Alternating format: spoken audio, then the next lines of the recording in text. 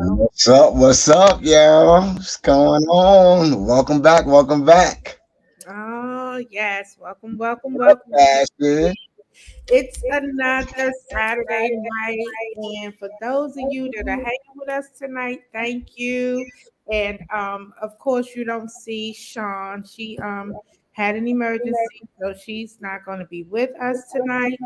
Send her love, and she said she is so sorry that she couldn't hang out with us tonight, but we got her next. Next, it'll should be all right. So y'all could We got just a make dope finish up. show for y'all. So, we're going to miss one host, but I guarantee you all, I'm on the scene right now. It's your boy, Abel Scott. And even though we are missing our Sean, we are going to have a phenomenal show today. And yeah, I'm looking forward to getting this topic jumping again because it was definitely a juicy one last session. So back with us today is none other than relationship intimacy coach, Miss Shamari Brissett. So we would like to welcome her back to the show. Welcome, welcome, welcome. Hey, lady, how are Hey, you? I'm good. How are you? I'm good. Hey, Welcome back. Yes, thank you Welcome for back. having me back. I look, trust me, I'm more than honored that you come back.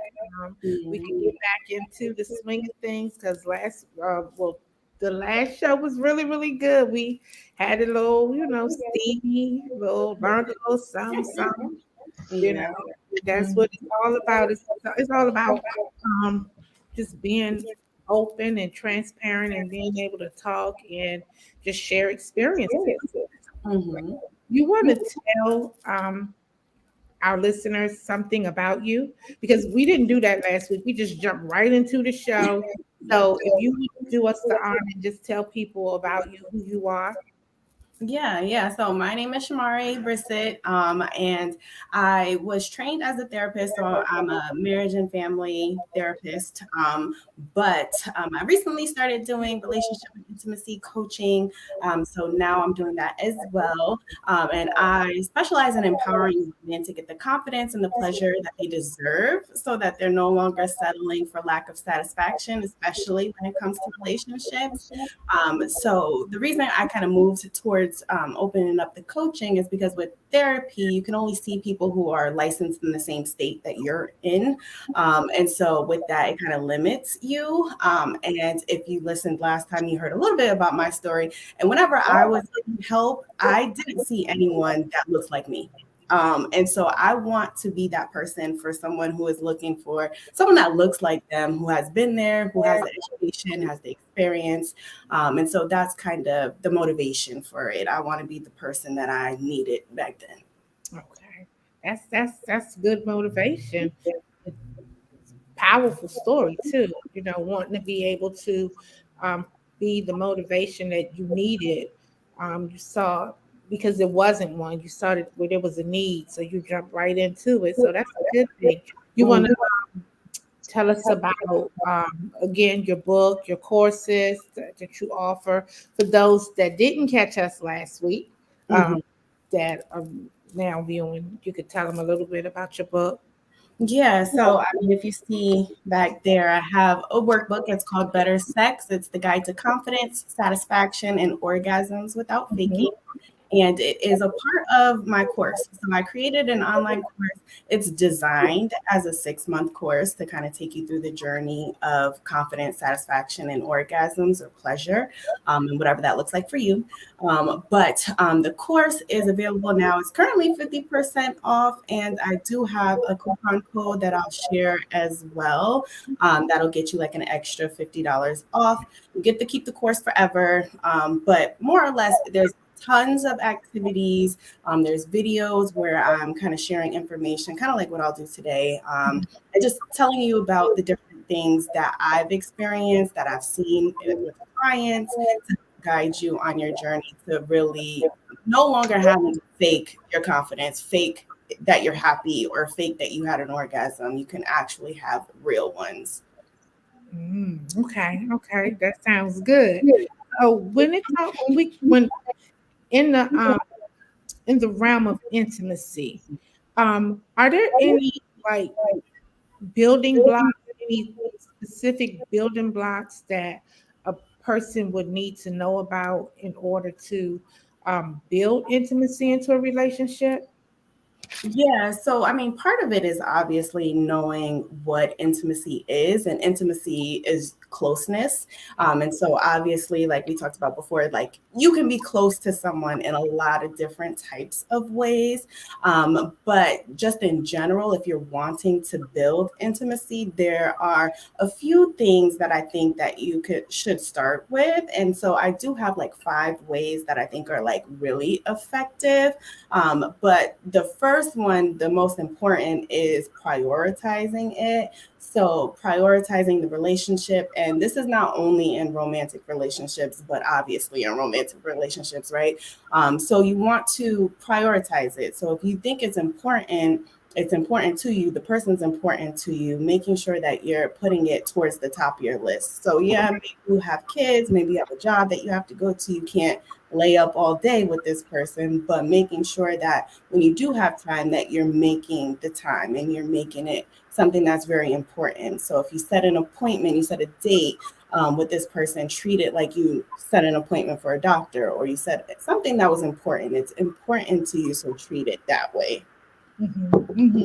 Exactly. I know um, one of the things I'm big on, I'm not physical with it, but I'm big on emotional intimacy. That's something that I'm really sometimes long for, but at Mhm. the same token, it scares me. You know, it's like I want to be close to somebody, but I don't want to be close to somebody simply because when you open yourself up like that on that level, because it's a higher realm almost, Mhm. you become vulnerable and you share things and within that space, and a person really has the power at that time to hurt you or cause pain. What kind of advice would you give to somebody that maybe wants to feel that closeness, but they're afraid to feel that closeness? Mm. Yeah, I think that all of us, we're human. We get worried or we get concerned about being judged or being looked at in a certain way. And I think that we don't like to give away our power, but there's also power in being able to stand in your truth. So being open. So obviously, if you just meet somebody, you don't need to go tell them your whole life story. Like you need to kind of analyze the person and who they are, what they've shown to you. So we should be vetting people all the time. Like we don't walk up to a stranger and be like, my dad used to beat me every day. Like that's not Right. appropriate. It's not something that makes sense. So after you've kind of gotten to know someone, sharing little bits of information along the way, because that's another way to build intimacy. The more that we share things with people, the closer we feel to them. So regardless of who this person is in our lives, this is one of the reasons why like group therapy works, is because they put you in this setting where now you're revealing parts of yourself. And the more that you reveal parts of yourself, the person can see you in a different way. So yes, they could potentially go tell your business. Yes, they could potentially call you weak. They could potentially take advantage of that. But that also gives you the opportunity to feel closer. Usually, the more that I share, I make other people comfortable to share because now they see like, oh man, she's really telling her story. She feels open, like it's safe for me to do the same. Like she did it and she's okay. Like nothing bad happened to her. She didn't perish. She didn't get hurt right now. So like maybe I can too. Right, right. So is there like a timeline? Like I know when you said when you first meet somebody, you don't want to just blurt out all your business and tell them everything up front. But how would you say to pace yourself? Like I'm an open book. I'm always an open book. Sometimes I talk too much and I reveal too much. So Hmm. how do you know like at what intervals in a relationship or a situation where you begin to divulge more of who you are to that person with the hopes of building that intimacy and achieving that closeness that you desire. Yeah, I think a little bit of it has to do with kind of the time spent and the quality of the time spent. So there's people that I like. I used to hang out with them all the time, but I ain't never tell them none of my personal business. So like we would hang out all the time. Like, oh, you want to go to dinner? You want to go to the club? You want to do this? You want to do that? Yeah, let's go. Because I know that they're going to be down for that. Like, you can categorize people by Right. what they show you, right? So like if you show me that you my club friend, I'm gonna call you to go to the club. Mm-hmm. If you show me that you just want to be a friends with benefits, then I'm going to put you in that category as friends with benefits, and you don't need to know all the traumatizing parts of me unless it affects you. So when it affects you, then obviously I should share that, right? So if I'm being rude to you because I had bad past experiences, I should probably give you a little bit of context to that. So like it's not about you, but I used to be in an abusive relationship, so this is why I'm acting like this. So you don't necessarily have to tell the details of it, but give people context so that they can understand where you're coming from and they can either deal with it or not. Right, right, right, right. And you bring up an amazing point that most people don't even touch on is putting people in the proper box. Everybody could, just because someone's a friend don't really mean they're really a friend or they got the best interest at heart. And like you mentioned, like a friend had to tell me one day, so I called him up to help me move one day, and he was like literally honest. He was like, "Listen, I'm your friend, but I'm not that kind of friend." And I was a little thrown by that, but I was like, I gotta respect the honesty of Mhm. knowing his position in my life, even if I didn't know his position in my life. He knew his boundaries of what he was willing and not willing to do, and he called me on it and just put it right out there on Front Street and left it for me to decide whether if I could deal with that or not. So Right. a lot of people don't do that in regards to gauging who their friends are and what box they belong in. And we just befriend a whole bunch of people and love me, I love you, and then we get hurt. Mm. So in your process of gauging people and putting them in their appropriate categories, what are some of the criteria you use for determining that? I mean, part of it is like the types of conversations that you have. Like, I think that a little bit of it is always going to be testing or risking something. So, like, if you try to share something like, man, I'm really going through this right now, and they're like, oh, yeah, that's crazy, and they don't really give you anything, Right. that kind of tells you, okay, maybe they're not in the place for this right now. And you can kind of see, like, well, are you okay? What's going on with you currently? And if they're okay, they just don't want to talk to you about it, then that kind of Right. tells you how they feel about the relationship. And then you should kind of adjust appropriately. Because then that's, like you said, that's when you get hurt, when you try to make someone into more than what they even want to be. So I can try and try and try to make you my best friend, to make you my husband. But if that's not what you want, it's never going to happen. I'm just going to hurt myself in the process. So it's definitely sharing a little bit along the way. Like I said, giving that context, like, yeah, I've been through this, or like, I'm having a really tough time right now. Like, I don't even know what to do. And depending on how they respond, that kind of tells you if they're going to be in this category or if maybe they're a little bit closer to this one. Right. And I don't even know if most people have those categories because, like I said, before that, I didn't even realize that I needed. Well, I personally knew that based on the conversations that I was having with people, that I knew whether I could get deep with them or it was just surface type stuff. Like we just club buddies, and that's all we did was just hang out in the club and whatnot. But also during the week, if it was, if I needed to go to the hospital or something like that, then, there's certain other people I would call. But it's interesting because we really don't look at people that way. Because we want everyone just to fit in this complete 360 circle of our life. And I watch a lot of people uh, communicate with their girlfriends or friends, and they're like, all they're doing is just co-signing everything. They're not really giving no real input, no sense of opinions or guidance or nothing whatsoever. Just going Right. along with the nonsense and co-signing the madness. You Mm-hmm. know, so it's interesting though, but I think it's very important that we do see people for who they are and putting them in appropriate categories, and not even only for a protective state, just for self awareness of knowing who's in your midst. Like literally knowing who, if you're in safe grounds and or unfamiliar grounds, that you gotta be quiet and just analyze people and just like, you know what, you're a bullshit cheddar. You tell everybody your business. I know to tell you my business because you're gonna squeal it out next week. So Right. Right. And there's different levels to closeness too. Like we have best friends, right? Like my best friends know more about me than my coworkers. Like maybe my coworkers are cool too. Like we go out after work or whatever. Like we hang out, we spend all day together at work. But there's just different levels to it. I wouldn't say that they're bad people or like I don't want to tell them anything, but they're not gonna know the deep details in the same way, and that doesn't make it a bad thing. It's just different levels to intimacy, different categories in that way. So not necessarily thinking about either you're my friend or you're not, because it's not black and white. Life is not black and white. There's very few things that are black and white. right, murky Okay. gray. Mm-hmm. I hope it's not any gray, but I was thinking, you know, when in the span of that, a lot of people don't think that, again, when you say intimacy, you only think man, woman, right? Or whatever your preference is.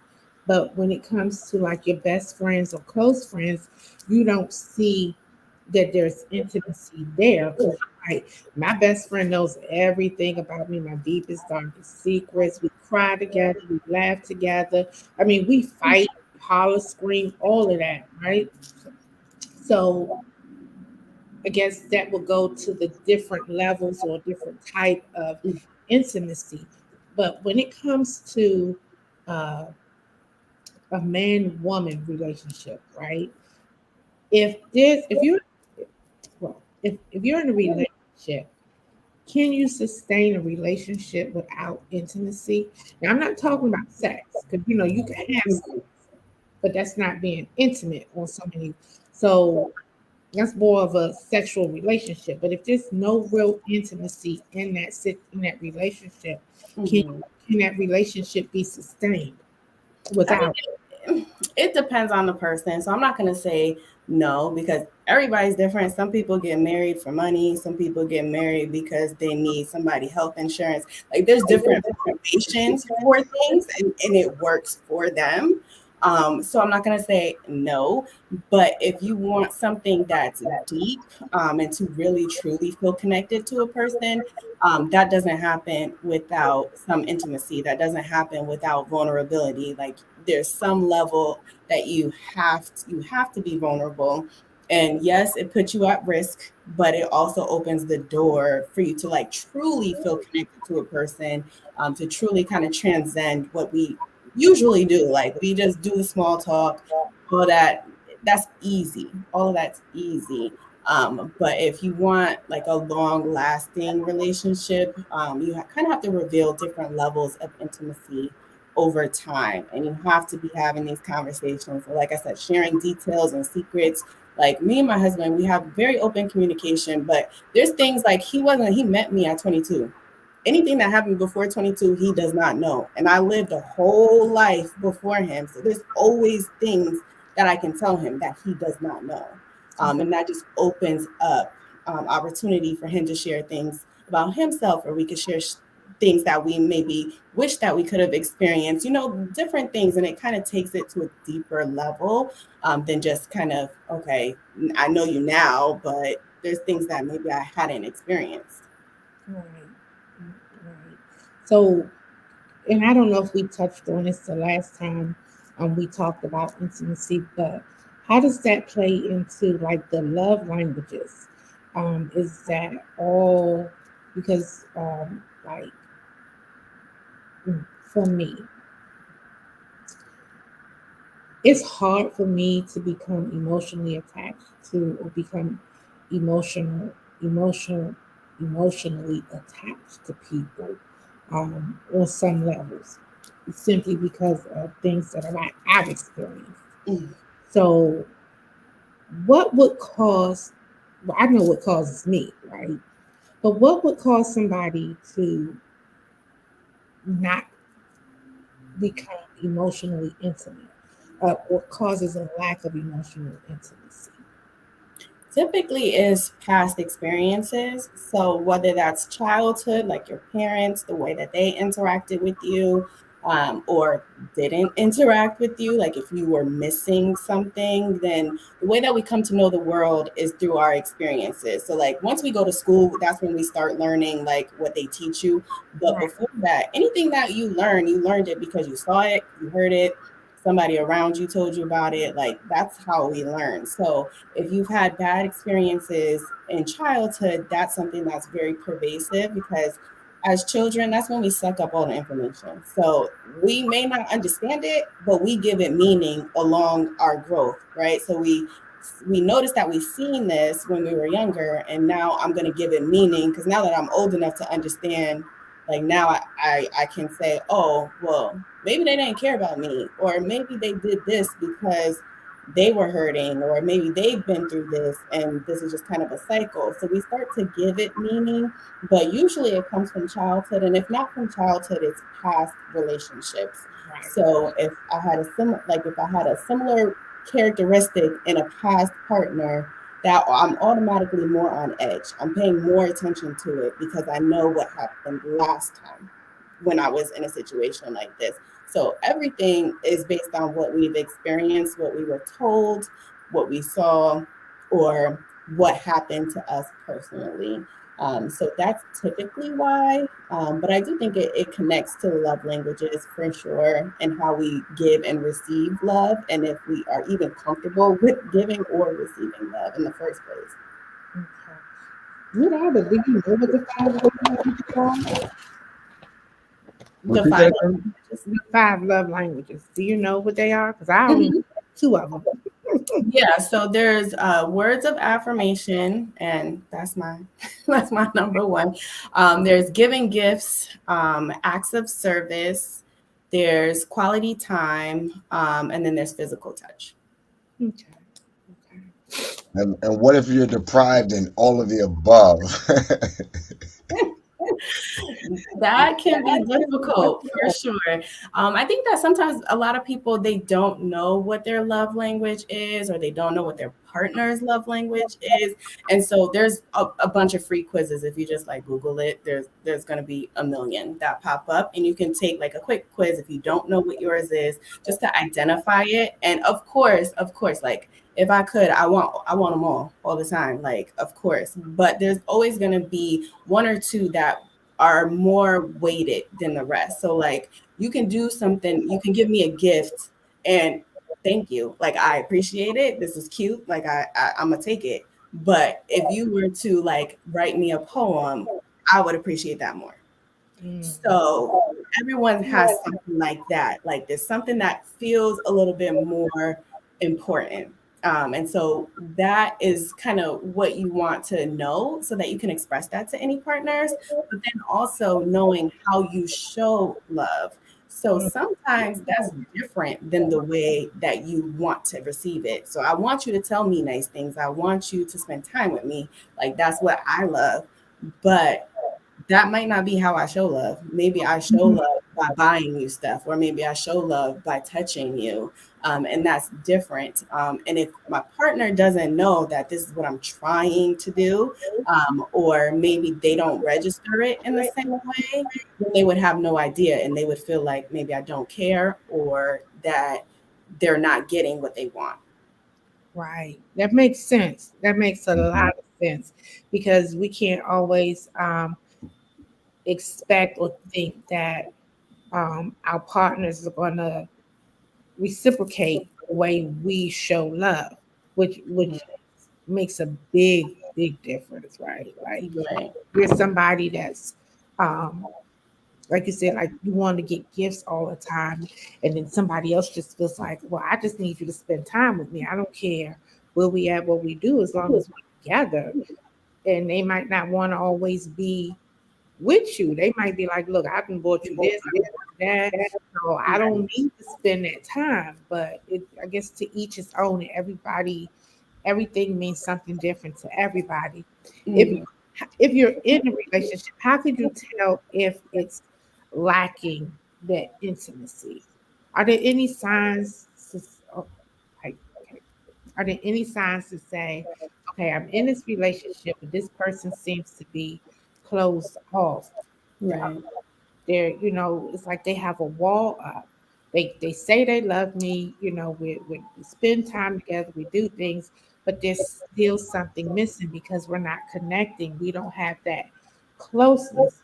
Are there any what signs are there for someone to have to look out to say, okay, this person is having problems building this intimacy, or Mhm. being able to show the intimacy? Are there any signs? Yeah, I think that there are, like, it shows up differently for different people, but some very common ones are not spending that time together as much. Or if you are spending time together, it's more like a parallel life. So like, especially when you live together, this is very common in relationships. It's like we are together because we live in the same space together. We're gonna be around each other, but we're not really together. So like you're sitting over there, I'm sitting over here, you laying in the bed, you on your side, I'm on my side. You in the kitchen, you getting something to drink, I'm sitting at the table, but we're not really connecting. We're just around each other. So we're living Right. parallel lives. We're here, but we're not sharing anything. We're not talking as much. Maybe we're not doing anything together as much anymore, which is another way to build intimacy. You have to do things together, shared activities, shared experiences. If you think about it, just in the whole scheme of things, if you've been to school or if you had a job, they always have these team building days. And what they gonna make you do? They make you go do a bunch of activities, or you trust fall. You got to lift this person, make this person walk around here. It's to build trust and to build closeness so that you work better together. So the more that you do things together, like psychologically, this is proven to help you feel closer to these people, make you work better. So just living together, just being around each other is not necessarily enough unless that's the type of relationship you want, and that's fine. But if that's not what you're looking for, then you actually have to be connecting in some type of way. Yeah, I was in a relationship once a long, long time ago, and it used to burn my soul that my well, I'm gonna call it a situationship now, because back then I thought it was a relationship, but it was a situation. But it was sleep with his back to me, and that burned my soul. It was like, but I never knew how to say, well, why did you sleep? He would get in the bed and would just turn his back, and Mm-hmm. that whole thing would just it makes you feel a certain way. It really messes with your psyche to a certain extent, right? Mm-hmm. But I was like, wow. So, I went through that for a minute and I realized, this ain't Mm-hmm. not, we're not connecting. There's something going on. And I didn't know what it was. I don't think he knew what it was. I don't know if I was the issue or he was the issue. All I knew, it was time to make a move, do something, get up out of that, because it wasn't fulfilling and it wasn't going anywhere. Right. Yeah. Speaking of which, so when you have so every because everyone has their own love language, even if they don't know how to identify with it. There's a language that they speak and receive.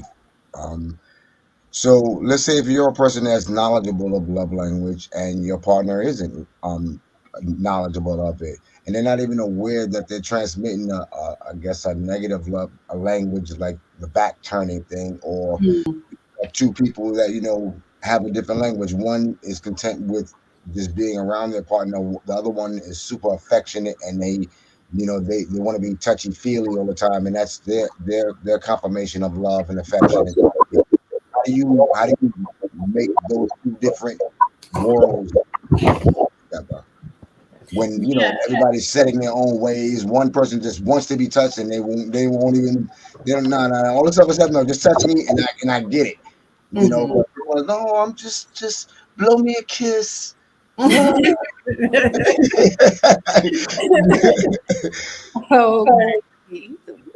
Like, so how do you make those two different worlds work together when you have some kind of chemistry, but those two differences really are very different? Right. So I think part of it is having an open mind, obviously. So knowing and understanding that as much as like we can have in common and I can really care about you, you're not me. So you're not gonna receive things in the same way that I receive it. You're not gonna do things in the same way that I would. And this is something that I had to like me and my husband, we had to like really come to like understand because we do have different love languages. And so he would feel like, okay, I'm showing you so much love. I'm like, I touch you all the time. I'm doing this all the time. And it's like, yo, but you need to also do these things for me because you feel like you're exhausting yourself, but you're not doing it in a way that I can receive it. And vice versa, maybe, right? So I have to be open to not only doing it the way that I would want to do it, but I also have to be open to doing it the way that you're going to actually receive it. So it's kind of combining the two, and that's something that he's been learning to do. So he's not very expressive, and I think that a lot of men are not necessarily naturally expressive, right? And so he's had to start to learn to be a little bit more expressive since my love language is words of affirmation. So he'll still touch me since that's his love language, but he'll also make sure that while he's doing that, he's also doing mine. So saying something really sweet or so kind of combining them so it doesn't feel like you're losing yourself and what's important to you, but that you're also letting your partner know like, hey, this is important to me. Like this is something that I really actually need. And I don't think that I can be satisfied if I don't get it. So what is a way that we can kind of reach a middle ground, that gray area in the middle? It makes sense. Makes a It lot does. of sense.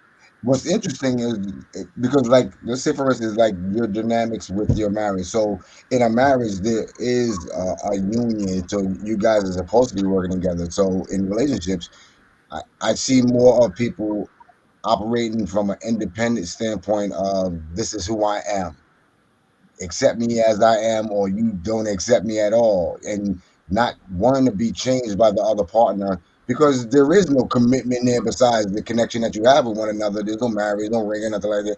Until until you wife it, you ain't got no control over nothing. Mm-hmm. Unless she's really open minded about her partner. But I would say for the majority of people are kind of set in their ways and they think they know who they are, who they want to be, and don't want to be changed.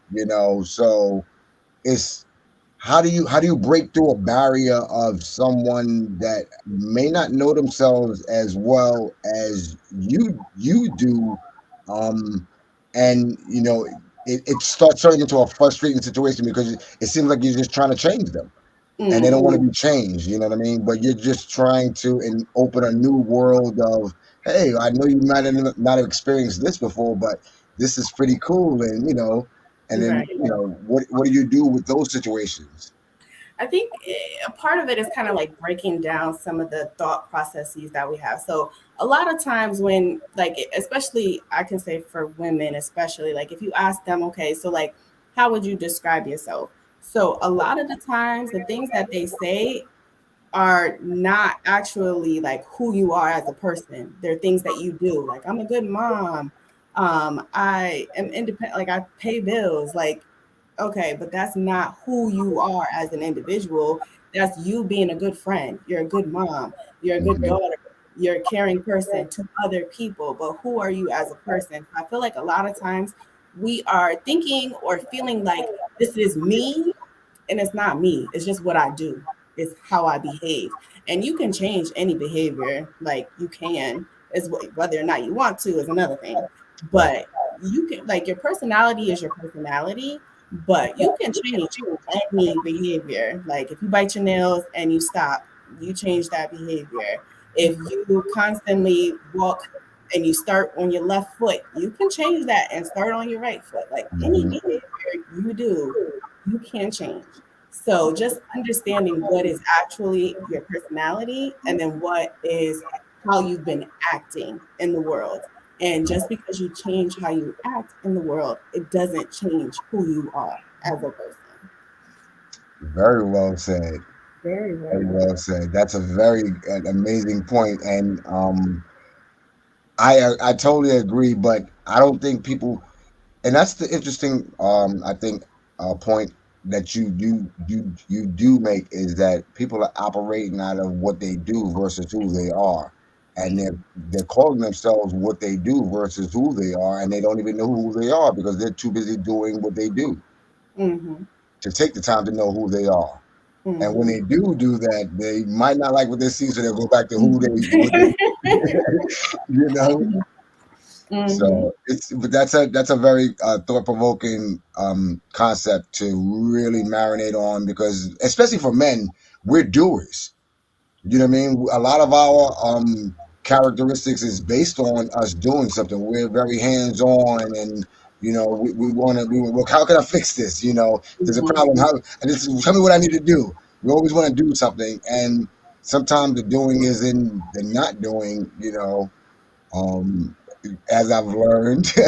Mhm. But yeah. So the floor is yours, Passion, because I'm gonna think about that one for a minute.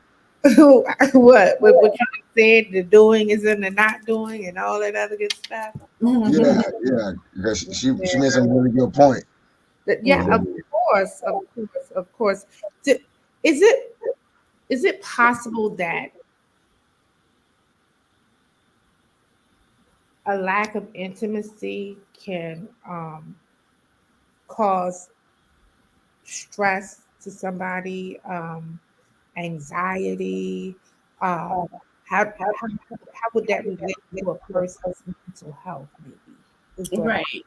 Yeah, yeah, it definitely can. And I think sometimes it's also kind of a cycle because sometimes people lack intimacy because they're stressed. Maybe I'm really busy at work, so when I come home, I don't want to do nothing for nobody. I don't want to talk. I don't want to cuddle. I don't want to do any of that because I'm overwhelmed already. Or maybe I'm already anxious or I'm already depressed. And now, like, I don't have the intimacy, and so now I'm more anxious because you're upset because we're not being intimate. So it can be a little bit of a cycle, but also, even if your lack of intimacy has nothing to do with you already being stressed or you already being anxious, it definitely can increase that because sometimes when we find out that there's a lack of intimacy, is usually presented in a way like, oh, why you don't do this? Or I remember we used to be able to do this, and so it feels like a pressure, like, oh my gosh, like now I have to figure this out right now because you're expecting this. And I feel like I have to act right now. And so that just causes anxiety. Honestly, it can stress you out because if you feel like, okay, I have to live up to this certain expectation, some people, they fold under that sort of pressure. Mm-hmm. People, they like it because that makes them strive harder.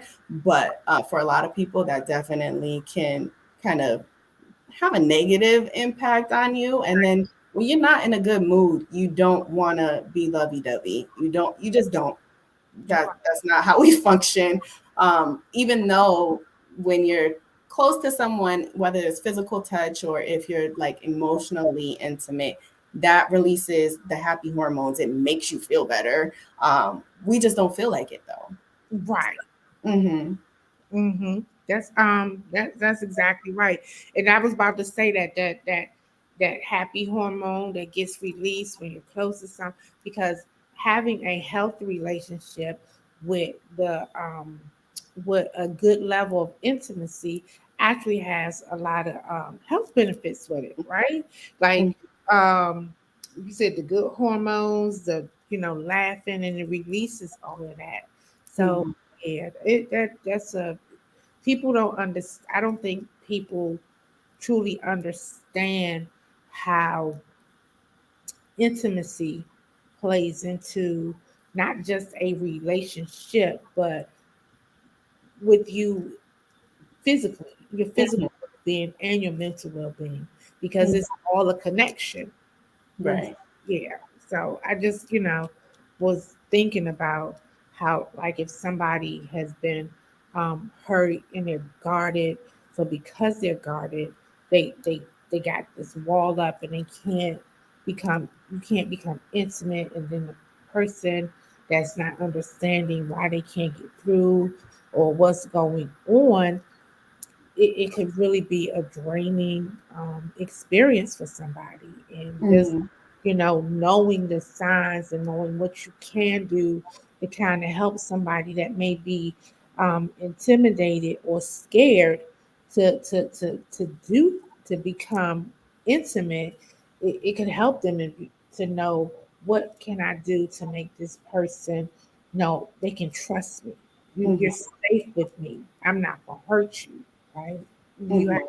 yeah, Yeah, so I mean, when it comes to intimacy, like first and foremost, of course, like any intimacy that you're able to build with another person, you have to have that intimacy with self. So we talked a little bit about some people don't really know who they are, mhm, and so it can be hard to show up for someone else to the full capacity if you don't even know who you are in the first place. You don't know what you need or what you want or how you show things or why you show things, then it can be very, very difficult to reach the deep level of intimacy with another person. So, always starting with self. Of course, we can do things to make somebody feel comfortable, right? So, like I said before, like if you share something about yourself, that creates an environment where they feel like maybe I can share something too. Like if I'm telling you something deep about me, obviously I feel like this relationship is there's a level of trust at least that I feel like you're not going to take advantage of that. And so if I can do that, then I hope that you can see that this is a safe space so that you can reciprocate. And then from there, we can just kind of build on it. So it's that with trust, you have to be a trustworthy person in order to be able to trust other people. So a lot of times people they don't trust themselves and what will happen more so than them not trusting other people. It's just kind of a projection of the fact that I don't trust how I'm gonna act in this situation, or I don't trust like if I had these circumstances, I would cheat or I would do this, I would lie, I would steal. So they feel like other people obviously feel that way too, because if I would do it, I know y'all would do it. And that's not necessarily true. And so it's really knowing and getting to know yourself, being honest with yourself. And if there's things that you need to change or adjust, like I said, we can always change behaviors. Behavior is not permanent ever. You can change it if you want to. Sometimes it does take help, but you can definitely change it. You don't have to accept that as being your forever thing. And then choosing people who can model for you. So, like, don't go and find somebody just to co-sign, like Abel mentioned earlier. Don't find somebody just going to co-sign whatever. Like, oh, I would cheat, so you know they all cheating. Or if I was in this situation, this is how I would act, and they're gonna just co-sign it. You need people that will challenge you and to really kind of show you, like, hey, that's not necessarily a fact, because sometimes we feel like our feelings are facts and they're not. right, right, right. So, are there any key factors um in building that you can tell our listeners? Um, like, are there like key factors to lead to building, like you mentioned, trust and maybe communication? Are there any other ones? Yeah, so definitely making sure that you're taking time to have the conversations, asking questions. Sometimes when it comes to communication and learning how to communicate, we have to over communicate, and you might feel real silly or real dumb in the beginning when you're doing it, but not just because we assume that somebody understands why we're doing something. Right. So, like, oh, I'm holding your hand because I like you. Like, or I like to hold hands because it makes me feel safe, or like just giving context to what you're doing so that the other person can understand, oh, it's coming from this, not because maybe holding hands, I feel like if you grab my hand anytime we walking in public, maybe you're just trying to claim me. And now I feel like you just don't want nobody else to look at me. And that's Mhm. controlling. Whereas you're holding my hand because you love me. You just want to feel close to me. So I need to know that because otherwise I'm just going to go on my past experiences. So over communicate, especially in the beginning. Over time, obviously, you come to learn somebody and you can kind of figure it out. But we don't know that in the beginning. I don't know why you're doing that. So explain it. Make sure that you're being a person of your word. So if I'm telling you, like, I'm not going to hurt you, like, I need to know that I'm not going to hurt you. And if I don't know that I'm not going to hurt you, I'm not going to say that. Maybe I'll say it a different way. Like, I don't have intentions of doing wrong. I don't have any, like, at this point, I can't see that. rather than I will never hurt you. Because then as soon as you do, because you will, like my husband said some things to me that hurt my feelings, that hurt. Like he said he would never hurt me. Now I know you're a liar, right? So making sure you're careful with the words that you use and make sure that you're sticking to those words that you use, understanding boundaries and respecting boundaries when they're telling you they're not okay with something, don't force it. Obviously, if you want context to better understand it, have a conversation, but just being very open and not taking things as super personal. But all of those things help you to create an environment where like, okay, I could probably trust you. Like you're very careful with what you say, very careful with the things that you do. You explain to me why you're doing them. I don't see why I shouldn't trust you. Right. Right. I got it. I got it. So, uh, a, a person that put expectations on themselves, they can cause because they feel like maybe they want to show a certain level of intimacy or feel as if they have to, overcompensate maybe for something that can they can put they can cause their undue stress and anxiety on themselves if they have their own expectations set. Mm-hmm. Right. Yeah. Sometimes the expectation doesn't come from the other person. Probably more often it comes from ourselves.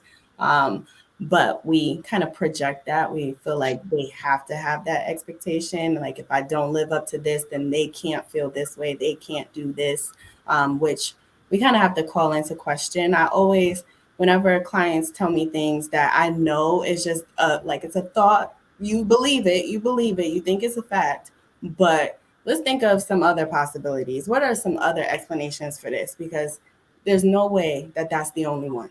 There's no Right, way. right, right, right. It's just I'm amazed and I'm shocked at the different levels in what intimacy really entails because, before a couple of weeks ago, I was one of the ones that really thought that, intimacy was really um, mo- more of a sexual type thing. Of course, you have the emotional piece to it, but I'm just like everybody else. A lot of people think, good sex, this, that, the third week, but that's not it. Mhm. That's the least of it. Well, at Well, least I don't know about the least of it. of it. You You know, but no, no. Actually, you bring up a good point, right? Because for women, sex isn't everything. For men, it almost is everything, and know, right, everything else around that is a complement to the sex life that we build and have with one another. And I think that's the struggle that men and women have with one another a lot in our communication. Is that men are very physical, we're very doers, touches, feelers, or whatever, and that might not be enough for a woman where she needs that verbal affirmation. I love you. Yeah, but we try to get to you in the moment, and he's just removing himself from the verbal entanglements because women are thinkers. You guys are talkers. You are feelers. So women have a lot of elements going on that men probably don't get involved in. We move from we're kind of very strategic with a lot of things. A lot of people call us simple, and I consider us to be very simple, very straightforward. But then we can be very complex in the simplicity things by missing something. But aside from all that, I've been over the last 2 weeks, right? Since you came on the show, I've been thinking about you and your husband, right? Because you were transparent and share with us some things that you experienced, and thank you for that again. And it made me really really curious to how do you get where you are right now? Because I think you are a very well balanced, well rounded, very well articulated, self aware individual that you don't come across every day. So when you're dealing with traumas and things of that nature, and that's a lot just to unpack in your own life, let alone being able to help anybody else. Mm-hmm. You know what I mean? And you're really, really good. Like I've been listening. I listen very intently. So I listen to the key words that you're saying, and the skills and things that you're presenting on this show and throughout your life. It makes me wonder, how did you get where you are, considering your situation? Right, right. I think it is a combination of a lot of things. So, one, I think that I've always been a little bit more introspective as a person. Like, I've just always wanted, like, try to figure out who I am, like, why I do things. I'm always intrigued by why other people do things. And, like, I try to understand because, like, over my life, like, you start to realize, like, how they say when you get older, you start to look at the things that your parents did in a different way because now you're an adult. And like I think like, oh, my mom had me when she was 23. If I had a child when I was 23, the things that I don't think I would be the best mother in the world.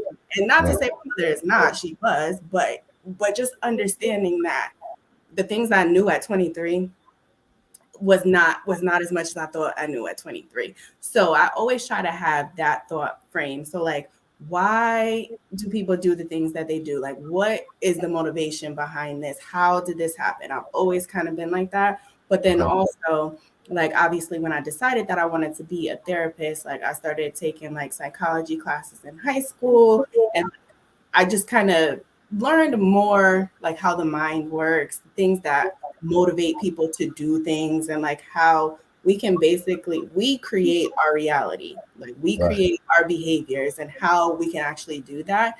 So I've always kind of had that with my trauma. Like obviously, like it's easy to say these things or to know these things intellectually, but that really forced me to actually have to figure it out because like damn, I know why I'm doing these things, I know what's going on, I know what happened, but how to actually do the work that I need to do. And it took a very long time, I'm not even gonna lie, it took like 10 years for me to really feel like I'm in a place where I feel like I have control.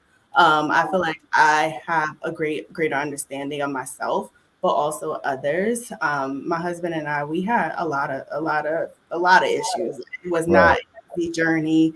Like I said, we started out as friends with benefits. Then we were like, oh, but I kind of like you, and I'm like, we back and forth over the years, and we're both very stubborn people. I think we've grown out of it now that we're older, but like you're not gonna tell me what to do. Like you're not gonna like I don't feel that way. I don't agree.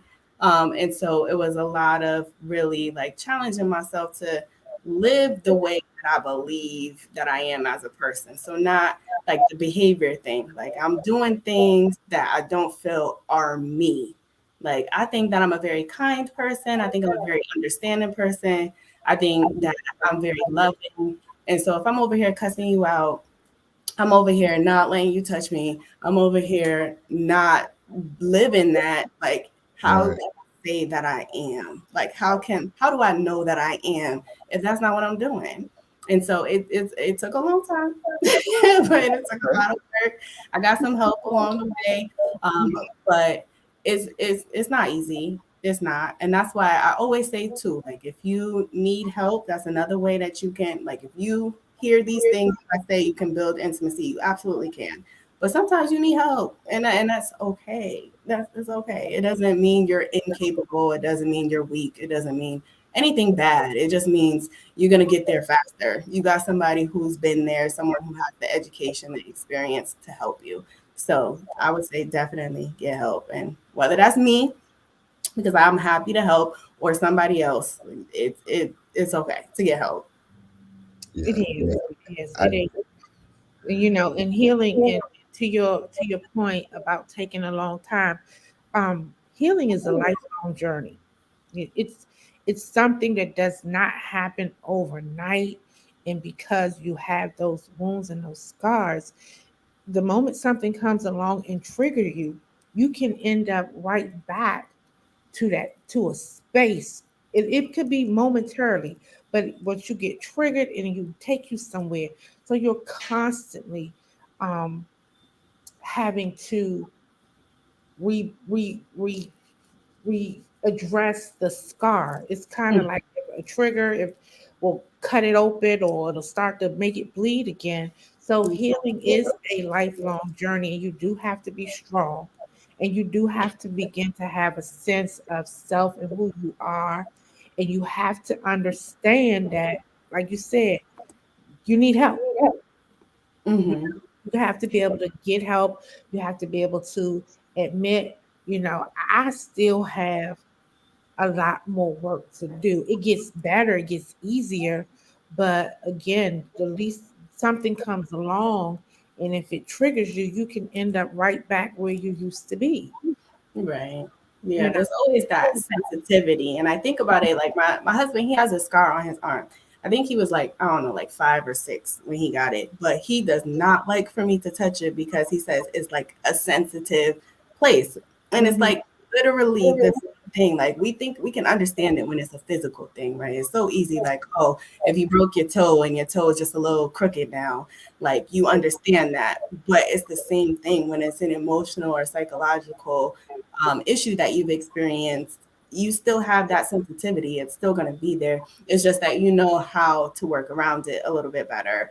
You know what things bother it or what could potentially bother it. So you're just prepared to handle it in a different way. And it's like you said, it's lifelong. The things that I know about myself today, I didn't necessarily know 10 years ago, and 10 more years from now, I might feel differently. So it's something that you have to continue to do. And that's why with my course, it's something that you get for like it's a 6 month thing if you do it the way that I intend for you to do it. But right. you have it forever. Like if you do it this year and then you pull it back out and you do it next year, you may very well have different answers for some of the activities. And that's okay. Like we change, we grow. That happens all the time. Yeah, I strive to grow and evolve every day to become a better person. Did you have to? How did you deal with the anger? I'm just curious. Um, I'm I sorry. I was a very angry. I think I'm naturally inclined to be angry. Like I'm from the East Coast. Like my parents, I feel like they was a little aggressive. They was a little angry. So I grew up. I used to fight, but then girls start slashing people faces, and I was like, Oh my, yeah. Right. I was like, Get I'm ready for that. gonna do my best to calm myself down. But from there, like I would still like punch walls and like I was very angry. Like I would like really spaz out, hurt people's feelings. Like not necessarily like a mean girl, but if I feel like you're challenging me or you're trying to hurt me, I'm gonna hurt you. And that took me like really analyzing myself because it's like I said, I feel like I'm a very kind person. Like I'm very understanding. I think I'm very smart. Like I have a lot to offer. I want to help people. I want to uplift people. And if I'm out here being angry, spazzing on people, yelling at people, punching walls, that doesn't align with who I say I am. Like Right. I can't consciously go out in the world and be like, oh, I'm so nice, I'm so sweet. I'm over here punching walls because some people out. Like it doesn't make sense. And so I really had to like call myself out the same way I would call somebody else out. I was like, yo, you can't do that. You can't do that and honestly think that you're being a great person. Mhm. So that's part of it. And then having people that hold you accountable. So like instead of finding those co-signer friends, we all have them. Mhm. Every so often you want somebody that's gonna hype you up and be like, yeah, forget him. Yeah, no, go slash the tires. But we need people who are gonna tell us no, like we are not doing that. We're better than this. Like there's Right. other ways to handle this. We need to find those people and have those people who challenge us. And that's part of the reason why I ended up marrying my husband because he's like, yeah, nah, you're not doing that. So he was the voice of reason for you, and that's interesting that you made the versus rebelling against a voice of reason, because a lot of people go the opposite direction because they want that cozy feeling of, oh, I ain't gotta change and people accept me the way I am, and even if I'm messed up I'm okay because everybody loves me, you You know know. what? I think that like I had that before, and like I've had like nice boyfriends. Like I had a couple boyfriends before. Like they were like genuinely nice guys. But I think that part of it was they were just happy to be with me. So at the end of the day, like I can kind of act however I wanted to. And it was okay. Not that I was like terrorizing people, but like if I told you to leave me alone or you can't do this, you're gonna listen because you're just happy to be here. And Right. he wasn't just happy to be here. He was happy to be here, but also I'm not dealing with that. Like Right.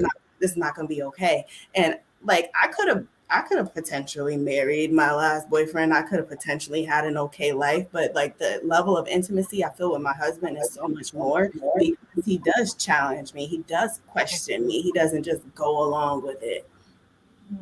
And that's a beautiful thing. So would it ever? There's an echo. I don't know. There's an echo somewhere. Stop. Yeah. So, um, and I'm gonna leave you alone after this because I'm sorry. It's all in your business.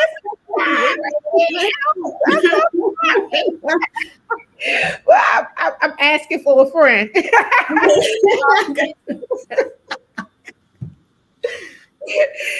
um, was there ever a time like when you were going through and maybe he triggered you or you acted out because you felt the way that he felt like, okay, this is the real you and not the nice you? Because you like you say you like you can't go out and say I'm nice, this, that, and the other, and then be cussing and screaming and cussing and wanting to fight. So Mhm. because sometimes people don't understand that there's two sides to every coin, right? Your genuine self could be nice and you know nice, cool, collective, and calm, but because of whatever has maybe altered you in some way, that because of that situation, the anger that had built up and the resentment may cause you to act out.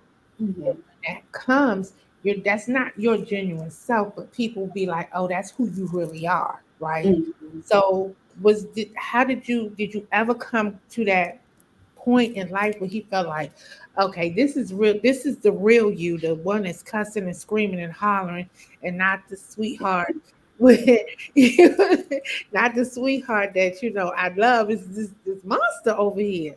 So how I did? think maybe a little bit like he would kind of see because I feel like everyone who sees me or meets me, he's like, they always think you're so nice. You're just so sweet.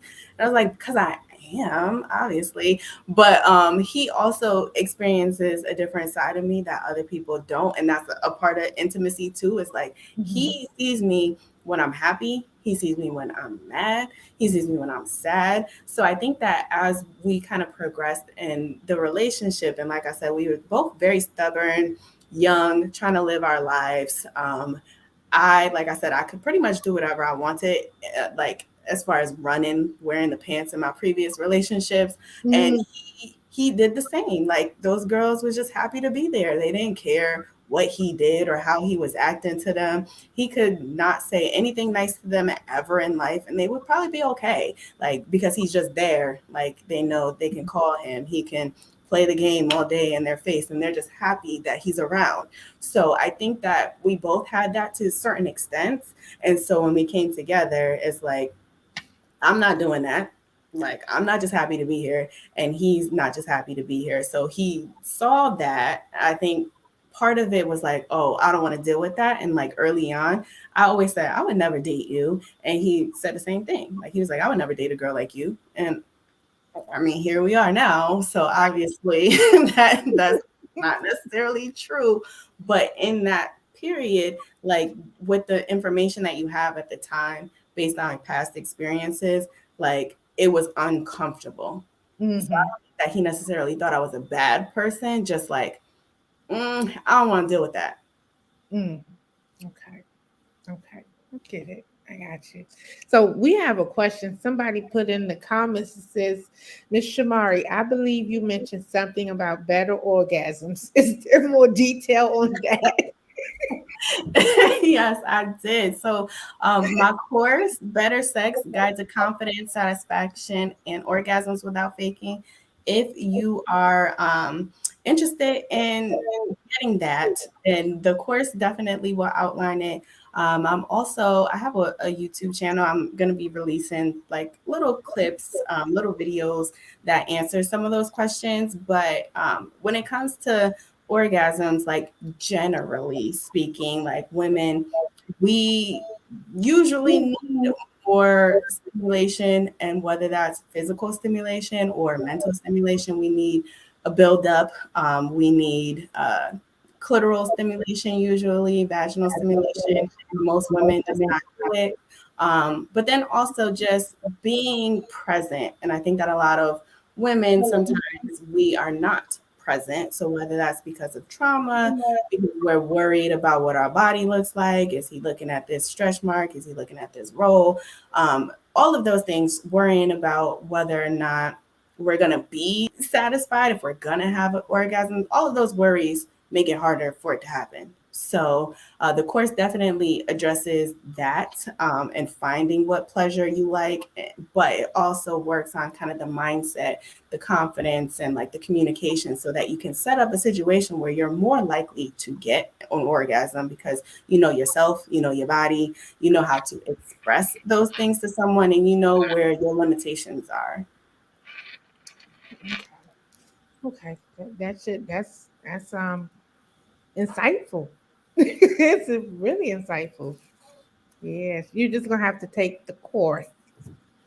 Yeah, it's 50% off right now, and I have a coupon code to get an additional $50 off if you're interested in it. Definitely, I think that the 50% off, I'm gonna change that maybe like after Mother's Day. So, like, if you're a mom or if you have mothers in your life that you think need to experience their own pleasure, then you can definitely get that before Mother's Day. Because I'm going to take the 50% off of that. It's going to go back to the price.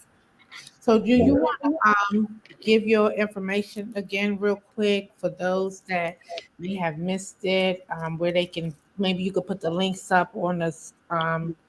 You can hold them up, or you could tell us what they are. Let me, can I put them in the chat and then you guys can Yes, share it? yes, Okay. most definitely.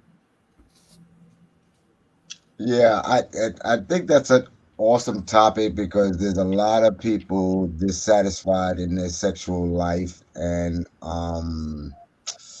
it's a problem.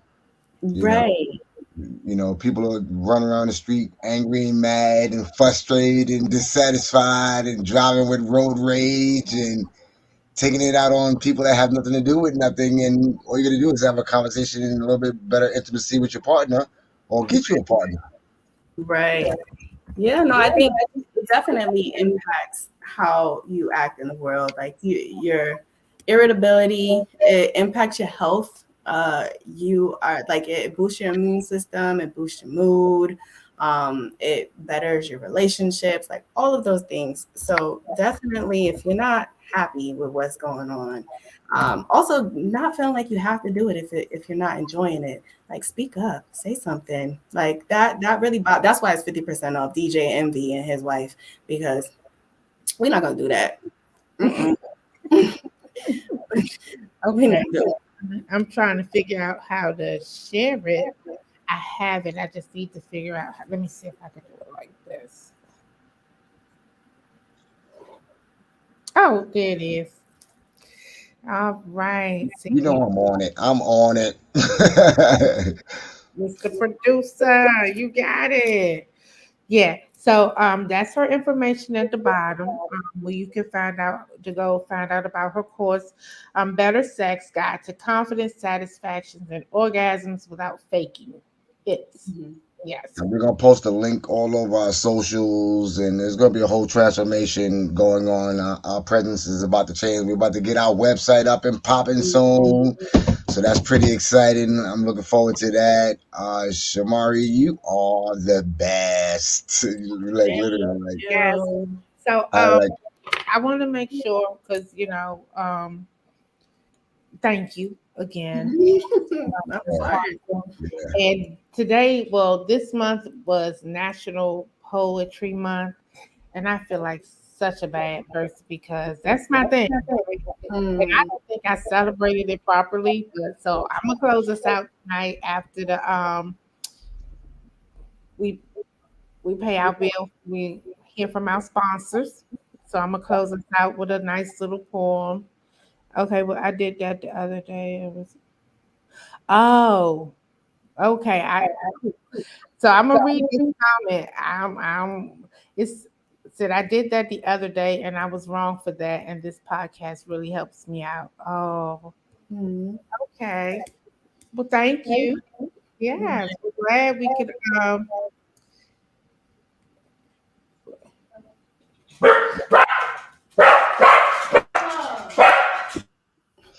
Gotta let it doggy. All Yes. right, so let's have a word from our sponsor before we go out. Welcome to Empire Marketing, your one-stop shop for all your online business needs. To the right of me are some of the services we've been providing for the last 20 years. Are you in need for affordable business solutions? Looking to increase your online presence and social awareness? Or maybe want help with driving tons of organic traffic to your website's products and/or services? Then contact our expert team to learn about our various services created to meet your exact needs. Our graphics and marketing professionals have tons of experience in creating eye-catching logos and branding materials. In addition, we create professional interactive ebooks and ebook covers for Amazon or self-publishing. Have you ever thought about creating your own online coaching or podcast services, but don't know where to begin? Are you a physical trainer? Or a certified coach or therapist? Or maybe you're interested in becoming one?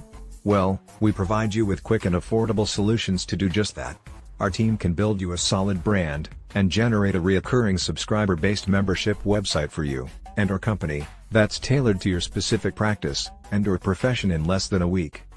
Now you can have your very own professional online video e-learning platform, providing in-depth instructions, tutorials, trainings and online lessons in any profession or niche of your choice.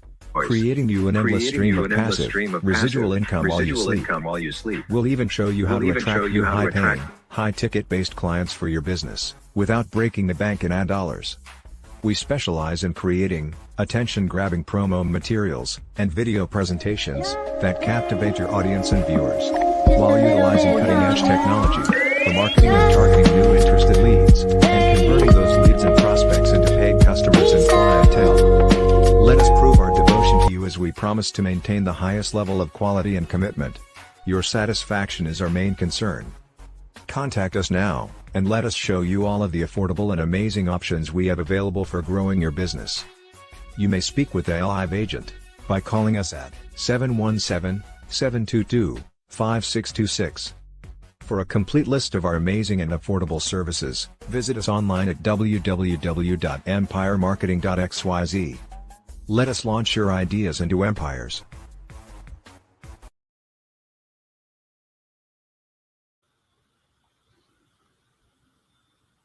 All right. Thank you for our sponsors. Ah, hold on a second. I think you are muted. There you go. Okay, so thank you to our sponsors. Thank you very much, Shamari. Thank you again. We're gonna have to have you back again. Uh, I, in honor of National Poetry Month. I'm gonna close us out, but I do want to say that I hope you know people join us next month as we usher in the month of May, and May is National Mental Health Month, and that is a subject that is very dear and close to my heart as I have family members that suffer from mental health issues. So we will be focusing our shows the whole month of May around mental health. So just wanted to put that out there. So the title of this poem is called "Missing You." I knew you, my love, I would miss, and I never imagined I'd feel like this, but it's as if a piece of me has died. See, all the tears I cry can't bring it back to life, and I struggle every day to keep from slipping away, but I'm beginning to feel lifeless even as I'm writing this. See, everything is dark and cloudy, and my light from within is now dim. See, my extended forecast is cold and hazy with a 99.5% chance I'll never stop loving your ass, but I knew you, my love, I would miss. I just never imagined anything like this. Nice, nice. I like it. I like it. Awesome, awesome, awesome. Click it up, click it up. So that was a little something, something. I have my book my debut book that will be released next month. It's called Pieces of Me, and it's a collection of poetry. So be on the lookout for that. Mm. Yes. So Looking forward to that one. huh? So looking What you, forward to pieces of me. it's coming. It's coming. It's a long time coming, but it's coming. But I want to thank you again for being here with us, and I really appreciate it. Again, you've been so helpful. I've learned a lot. Our listeners have learned a lot. So, Good, thank you. uh, yes, thank you so much. And you have children? No, not yet. Okay, all right. So I was going to say Happy Mother's Day, but Well, yeah, yeah, happy Mother's Day to you. you and you take care, and I will be talking to you soon. Mr. Okay. Scott, you want to get us up out of here? Maybe, maybe not. No, Shamari, thank you so much for an awesome everything, and we are definitely blessed by your intelligence, your grace, your the time that it took you to get to where you are, and it is definitely not overlooked. It is not I Mm, appreciate it because being able to pull yourself out of the quote unquote the gutter with a lot of those things and emotions and just the baggage, just aside from offenses and being able to make yourself a well-rounded individual is not an easy process without offenses against you. So right. you've done a phenomenal job with doing that, and you look radiant. You are a queen, and God will continue to bless you and your family and bless your marriage. And Oh, thank you you. know, big ups to your husband. If we could ever get him on there, I would love to pick his brain. And Yeah.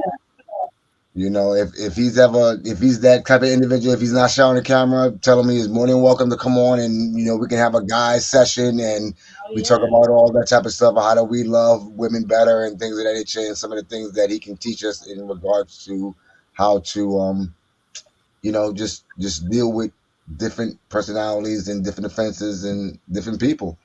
Oh, yeah. I've been telling him he needs to start speaking and to let guys know from a guy's perspective because I can say it, but I'm not a Yeah, guy. So at the exactly, end of the exactly. day, you're going to Right, take. and that's why. Yeah, and like I want to probe a lot of questions for you, but I think a lot of the answers I think he has. You know what I Mm, mean? So let him know that there's a lot of men that actually feel that way, and because there are a lot of wounded women in the world, and there are a lot of good guys that want to be able to love them to a better place, and it just is hard. It's mm, really hard. yeah. Like, and I consider myself to be a good guy, but loving someone that hasn't had the therapy or the help that they need to get to a level playing field and with themselves, it makes it a lot difficult coming into a relationship, and we all just want to be loved. So Right. definitely let him know he can definitely help us educate the world about that, and we look forward to it if he's interested. You know, Wow. sometimes all the help you need is God. Hey, talk about it.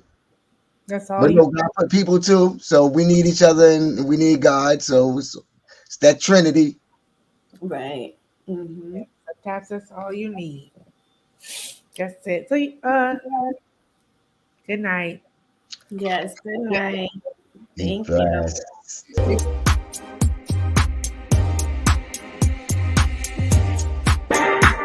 Huh?